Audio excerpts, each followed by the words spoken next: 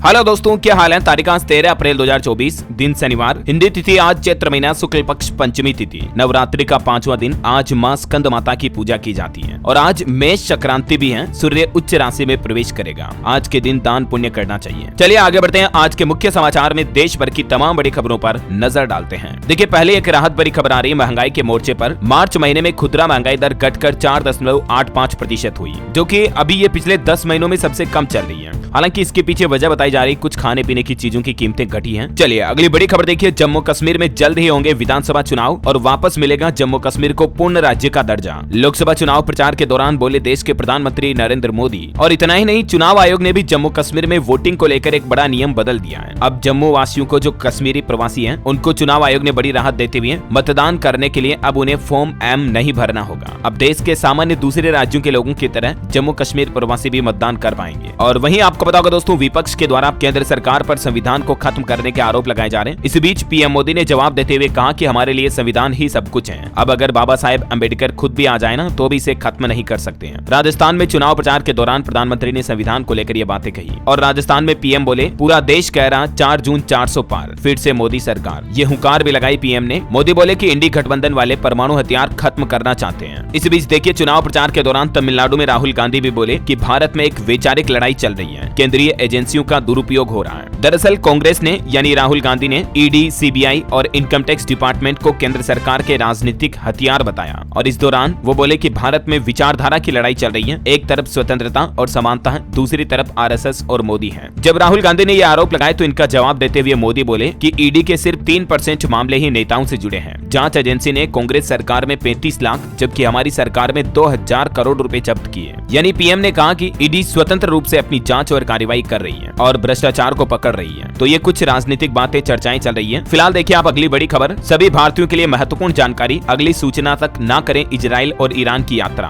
क्योंकि इन देशों में अभी भारी युद्ध की आशंका चल रही है। और इसी बीच हमारे देश के विदेश मंत्रालय की तरफ से ये एडवाइजरी जारी की गई है। विदेश मंत्री एस जयशंकर बोले कि अगली सूचना आने तक ईरान इजराइल की यात्रा करने से बचे भारतीय लोग। यहाँ तक कि विदेश मंत्रालय ने इजराइल में भारतीय मजदूरों को भेजने का फैसला भी टाल दिया है। भारत ने एडवाइजरी में कहा कि कोई भी भारतीय नागरिक आजकल के दिनों के दौरान ईरान इजराइल ना जाए, क्योंकि ये दावा किया जा रहा है कि ईरान अगले 2 दिन में इजराइल पर भयंकर हमला कर सकता है। अमेरिका ने भी कहा कि चीन और सऊदी टकराव करके इस हमले को रुकवा सकते हैं। बाकी अब दुनिया में महायुद्ध का खतरा मंडराने लगा है। कहीं ये तीसरे विश्व युद्ध में ना बदल जाए, इसका भी खतरा है। बहरहाल देखिए अगली बड़ी खबर। साल 2034 तक हमारे भारत के शहरों में होगी तकरीबन 8 करोड़ मकान की जरूरत। इस अवधि तक $1.5 ट्रिलियन हो जाएगा रियल एस्टेट का बाजार। चलिए बड़ी खबर देखिए। सुप्रीम कोर्ट का आदेश बीमा कंपनियों के लिए कि पॉलिसी के नियम और शर्तों से जुड़ी सभी जानकारियां ग्राहकों को दे बीमा कंपनियां, क्योंकि कई बार बीमा कंपनियां क्या करती हैं, आधी अधूरी जानकारी बताकर ग्राहकों को बीमा पॉलिसी बेच देती हैं, चिपका देती हैं। इसलिए सुप्रीम कोर्ट की तरफ से सभी बीमा कंपनियों और एजेंटों के लिए भी ये निर्देश जारी करते हुए सख्ती से इनका पालन करने का आदेश दिया है। और सुप्रीम कोर्ट का एक और बड़ा फैसला देखिए दोस्तों। अपीलीय अदालत केवल इस आधार पर किसी आरोपी को बरी नहीं कर सकती है। एक मामले की सुनवाई करते हुए देश की सुप्रीम कोर्ट ने ये टिप्पणी की है। और किस आधार पर, तो देखिए सुप्रीम कोर्ट का कहना कि केवल संभावना के आधार पर दोष मुक्ति रद्द नहीं हो सकती है किसी अपराधी के लिए। इस मामले में सुप्रीम कोर्ट ने गुजरात हाईकोर्ट का आदेश भी खारिज कर दिया। और वैसे कोर्ट कचहरी की बातें हो ही रही है दोस्तों, तो हाईकोर्ट के भी कुछ बड़े फैसले देखिए। बेरोजगार पति को पत्नी देगी 10,000 रुपए का गुजारा भत्ता। बॉम्बे हाईकोर्ट ने हिंदू विवाह अधिनियम के तहत ये बड़ा आदेश दिया। मोस्टली आपको पता होगा अधिकतर मामलों में यह होता है कि पति पत्नी अलग रह रहे होते तो पति के द्वारा पत्नी को गुजारा भत्ता दिया जाता है, राइट। लेकिन इस केस में उल्टा आदेश दिया बॉम्बे हाईकोर्ट ने, क्योंकि पति बेरोजगार है इस सिनेरियो में और पत्नी के पास रोजगार है, नौकरी है, तो पत्नी को भी पति के लिए बेरोजगारी भत्ता देना पड़ेगा। हर महीने 10,000 भत्ता देने का आदेश दिया कोर्ट ने। अच्छा, कर्नाटक हाईकोर्ट का भी एक बड़ा फैसला देखिए। दिव्यांग को अलग रह रही पत्नी का भरण पोषण देने के लिए कोई भी बाध्य नहीं कर सकता है। मतलब अगर पति दिव्यांग है, अपंग है, फिजिकल डिसेबिलिटी है, तो इस कंडीशन में जरूरी नहीं है कि दिव्यांग व्यक्ति अपनी अलग रह रही पत्नी को भरण पोषण या गुजारा भत्ता दे, ऐसा उसे बाध्य नहीं किया जा सकता है ना। और चलिए अगली बड़ी खबर देखिए। CII प्रमुख ने भी हमारे देश की सरकार को सुझाव दिया एम्प्लॉयमेंट यानी रोजगार को लेकर। कहा कि रोजगार प्रोत्साहन योजना लेकर आई सरकार। 4 क्षेत्र ऐसे हैं जहां सुधार बहुत जरूरी है। CII यानी भारतीय उद्योग परिसंघ के अध्यक्ष R दिनेश की तरफ से ये सुझाव दिया गया, जिसमें उन्होंने कहा कि नौकरियां पैदा करने के लिए पर्यटन, स्वास्थ्य सेवा, आतिथ्य और रसद जैसे क्षेत्रों को सरकार को बढ़ाना चाहिए। चलिए अगली बड़ी खबर देखिए। केंद्रीय सूचना आयोग का चुनाव आयोग को नोटिस। EVM वीवीपैट से जुड़े RTI आवेदन पर जवाब नहीं दिया था। अब सूचना आयुक्त बोले कि ये कानून का उल्लंघन है, RTI का जवाब देना चाहिए, क्योंकि वोटिंग मशीनों की विश्वसनीयता पर ही सवाल उठाया गया है। और बड़ी खबर देखिए। भारतीय सेना ने 17,000 फुट ऊंचाई पर दिखाई अपनी ताकत। सिक्किम में ATGM एटीएम दागने का अभ्यास किया। ये तस्वीरें देख सकते हैं आप। इंडियन आर्मी ने 17,000 फीट की ऊंचाई पर अपना शक्ति प्रदर्शन किया। एंटी टैंक गाइडेड मिसाइल दागने की ट्रेनिंग की। एक मिसाइल एक टैंक का लक्ष्य भी हासिल किया और इस दौरान जवानों ने सटीक निशाने भी लगाए। वैसे भारतीय सेना की ताकत बढ़ाने के लिए सरकार ने एक और प्लान बनाया। देखिए, रक्षा मंत्रालय ने HAL को दिया 65,000 करोड़ का टेंडर और इससे वायुसेना को मिलेंगे 97 LCA Mark 1A लड़ाकू विमान, जो कि भारतीय वायुसेना में मौजूदा MiG-21, 23, 27 जैसे फाइटर जेट्स की जगह लेंगे और इससे इंडियन आर्मी और ज्यादा ताकतवर बनेगी। चलिए अगली खबर देखिए। एक रिपोर्ट सामने आ रही है। लोकसभा चुनाव के बाद आपके मोबाइल रिचार्ज 17% तक महंगे हो सकते हैं। 5G सर्विस के लिए भी आपको 5 से 10% तक ज्यादा चार्ज देना पड़ सकता है। रिपोर्ट्स के मुताबिक आने वाले महीने में जून जुलाई में सभी टेलीकॉम कंपनियां अपने टेरिफ प्लान्स के रेट बढ़ा सकती हैं, फिर चाहे एयरटेल, वोडाफोन आइडिया या रिलायंस जियो ही क्यों ना हो। एंटिक स्टॉक ब्रोकिंग की रिपोर्ट में ये बात सामने आई है। चलिए खबर आ रही है बंगलुरु रामेश्वरम कैफे ब्लास्ट के मामले में 2 आरोपी पश्चिम बंगाल से गिरफ्तार हुए। साजिब ने IED रखी थी और ताहा ने बनाया था प्लान। कोर्ट ने 3 दिन के रिमांड पर भेजा इनको और बताया जा रहा कि इनके तार ISI से जुड़े हैं। और एक बड़ी चौंकाने वाली रिपोर्ट सामने आ रही। देखिए, साइबर क्राइम की रैंकिंग में भारत दुनिया में 10वें पायदान पर है। टॉप नंबर पर रूस, तीसरे नंबर पर चीन। फ्रॉड, क्रेडिट कार्ड डेटा चोरी के मामलों के आधार पर दुनिया भर के देशों की यह लिस्ट बनाई गई, जिसमें इंडिया का नंबर 10 रहा।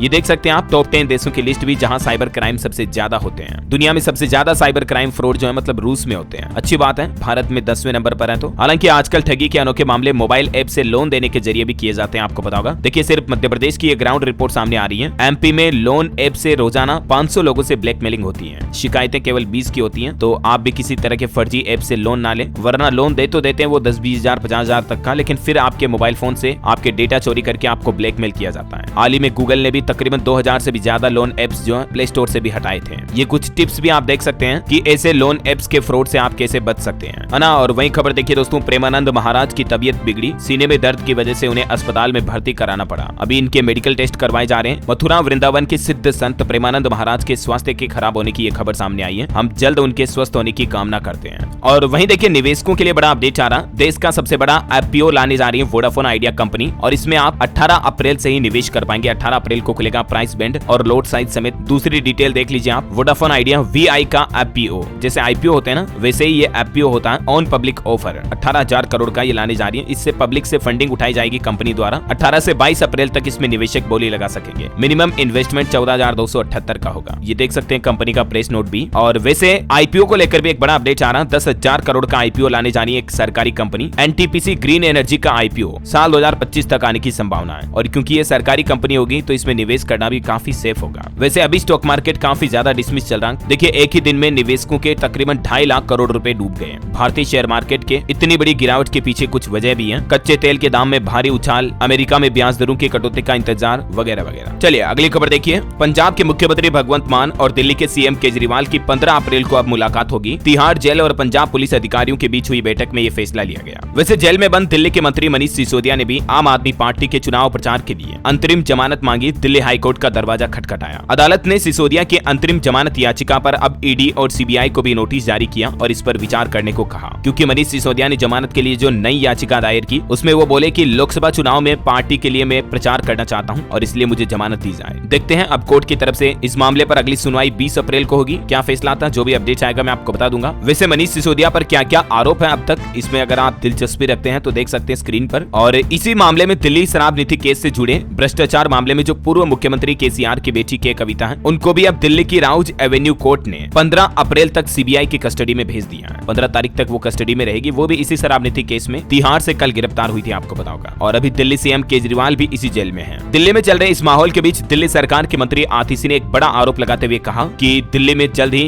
राष्ट्रपति शासन लगने वाला है। वो बोली कि बड़ी साजिश रची जा रही है। तो ये आरोप प्रत्यारोप का माहौल चल रहा है। देखिए कुछ इलेक्शन से जुड़े अपडेट। गुजरात की 26 लोकसभा सीटों के लिए नामांकन शुरू हुआ। 19 तारीख को पर्चा भरेंगे गृह मंत्री अमित शाह भी। और राजस्थान बाड़मेर में जो PM मोदी ने रैली की उससे पहले कांग्रेस को एक बड़ा झटका लगा। राजस्थान से मानवेंद्र सिंह जसोल BJP में शामिल हो गए हैं। और वहीं खबर देखिए आप, बीजेपी के पिटारे में जनता के लिए क्या क्या होगा लोकसभा चुनाव 2024 के दौरान। 14 अप्रैल को भारतीय जनता पार्टी अपना घोषणा पत्र भी जारी कर सकती है। मैनिफेस्टो को लेकर प्लान बनाया जा रहा। और वहीं देखिए चुनाव प्रचार के दौरान बॉलीवुड एक्ट्रेस कंगना रनौत ने कहा कि मोदी भगवान राम का अंश है, मैं राम सेतु की गिलहरी। वाह क्या चल रहा देश में, देखिए जरा। इधर पश्चिम बंगाल की मुख्यमंत्री ममता बनर्जी बोली कि हमारे कारण बंगलुरु ब्लास्ट के आरोपी गिरफ्तार हुए, वे यहाँ यहाँ के निवासी नहीं है। बीजेपी नेता ने कहा था कि बंगाल आतंकियों का सुरक्षित ठिकाना है। पीएम मोदी ने भी क्या कहा देखिए, सावन और नवरात्रा में मटन का वीडियो डालकर वो हमें चिढ़ाते हैं, क्योंकि सोशल मीडिया पर एक वीडियो वायरल हो रहा जिसमें राहुल गांधी ने बिहार के मंत्री लालू यादव से मटन बनाना सीखा था। नवरात्रा के दौरान का ये वीडियो था, 7 महीने पुराना वीडियो। इसी वीडियो पर तंज कसते हुए पीएम बोले कि ये हमें चिढ़ाते हैं विपक्षी। और पंजाब में देखिए, किसानों के विरोध से बचने के लिए भाजपा ने एक नया फॉर्मूला निकाला है। सभी सीटों पर उतारी किसान मोर्चा की प्रचार कमेटी। राजस्थान में भी खबर आ रही है, हर विधानसभा में होंगे 8 सखी और युवा बूथ। एक विशेष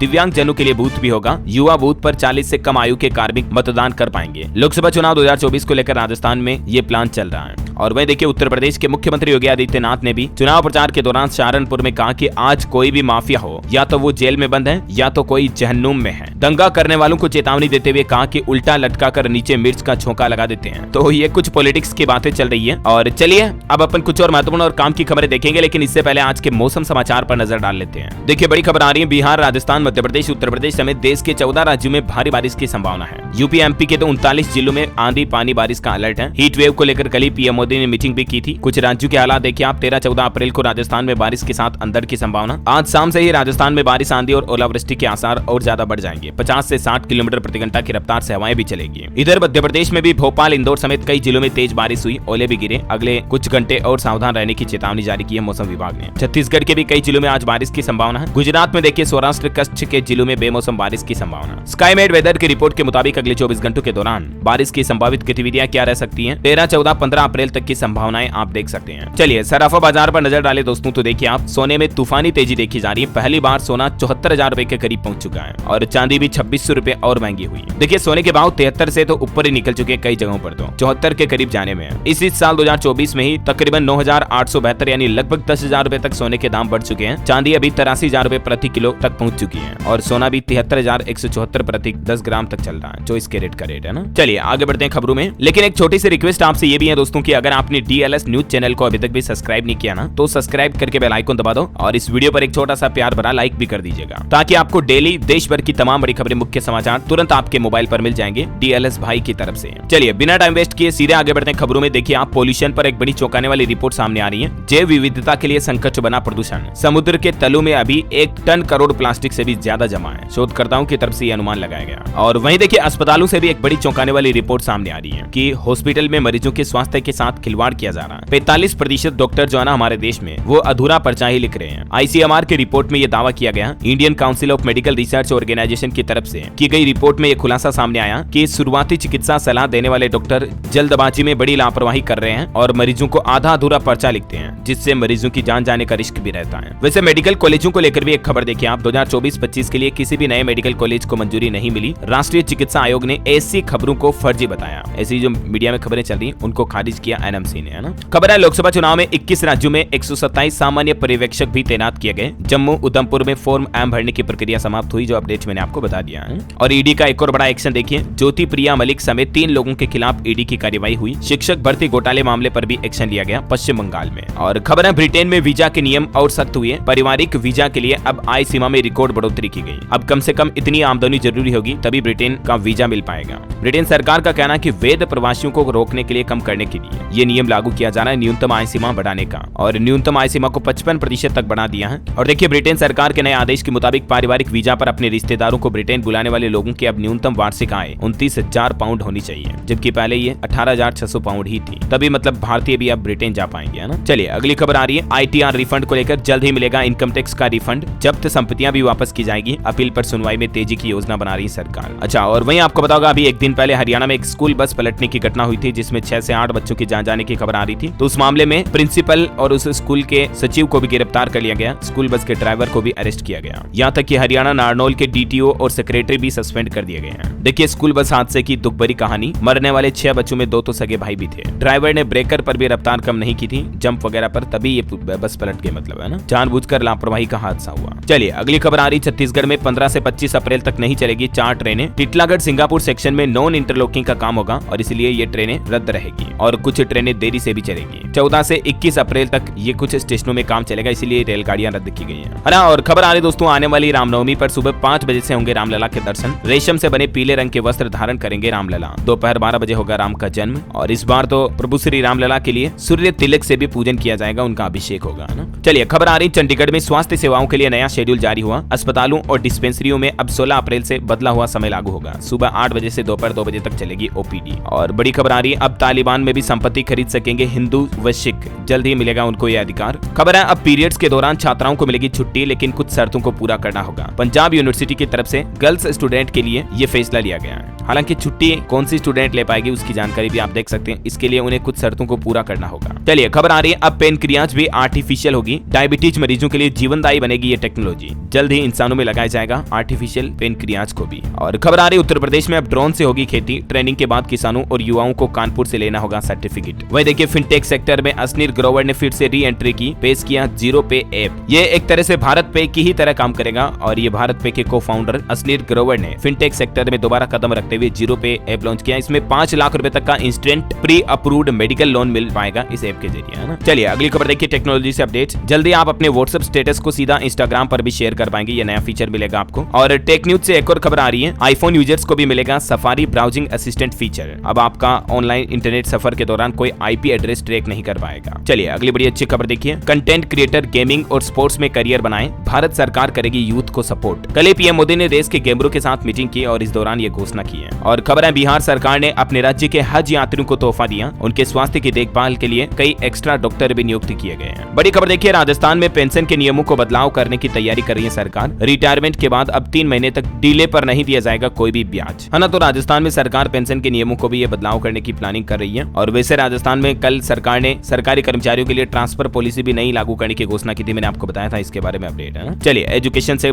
जुड़ी कुछ बड़ी खबरें देखिए, नेशनल टेस्टिंग एजेंसी का बड़ा फैसला, सीयूईटी यूजी एग्जाम पर अब इसकी 13 विषयों की परीक्षा ऑफलाइन होगी। ठीक है, ज्यादा इन्फॉर्मेशन आप ऑफिशियल पोर्टल पर चेक कर लीजिएगा। और उत्तर प्रदेश में देखिए एक नया आदेश जारी हुआ, अब डिजिटल हाजिरी नहीं लगवाने पर शिक्षकों का वेतन रोका जाएगा, नौकरी पर भी लटकेगी तलवार। शिक्षा विभाग की तरफ से ये अंतिम चेतावनी जारी की गई है यूपी के टीचर्स के लिए। और सरकारी नौकरी पर भी एक अपडेट देखिए, यूपीएससी ने जारी किया आईएएस और आईएसएस भर्ती के लिए परीक्षा का नोटिफिकेशन। 48 पदों पर भर्ती के लिए 21 जून को एग्जाम होगा, इसके आवेदन शुरू हो चुके हैं। अच्छा, इसके अलावा गुजरात पुलिस में सब इंस्पेक्टर के 12,000 से ज्यादा पदों पर भर्ती को लेकर भी आवेदन शुरू हो चुके हैं। इसकी लास्ट डेट 30 अप्रैल है। ठीक है, तो फॉर्म भर सकते हैं आप इसमें 12वीं पास हुआ इस ऑफिशियल पोर्टल पे। और करंट अफेयर्स का एक अपडेट देखिए आप, लिंडी कैमरून होगी भारत में ब्रिटेन की नई उच्चायुक्त। और एनएसई के सीईओ और जोहो के फाउंडर भी बने यूजीसी के सदस्य हैं। करंट अफेयर्स के हिसाब से ध्यान रखिएगा। चलिए अगली बड़ी खबर देखिए, दिल्ली हाई कोर्ट ने एक मामले में सुनवाई करते हुए कहा कि यात्रा संबंधित जानकारी प्राइवेट होती है और इसलिए आरटीआई के तहत इनकी जानकारी सूचना डेटा नहीं दिया जा सकता है। मोबाइल फोन लॉन्चिंग पर अपडेट आ रहा, इनफिक्स नोट 40 प्रो सीरीज 21,999 में लॉन्च हुई। इस स्मार्टफोन से आप दूसरा फोन भी चार्ज कर सकते हैं। इसमें 3D कर्व डिस्प्ले मिलेगा, 108 मेगापिक्सल का कैमरा है।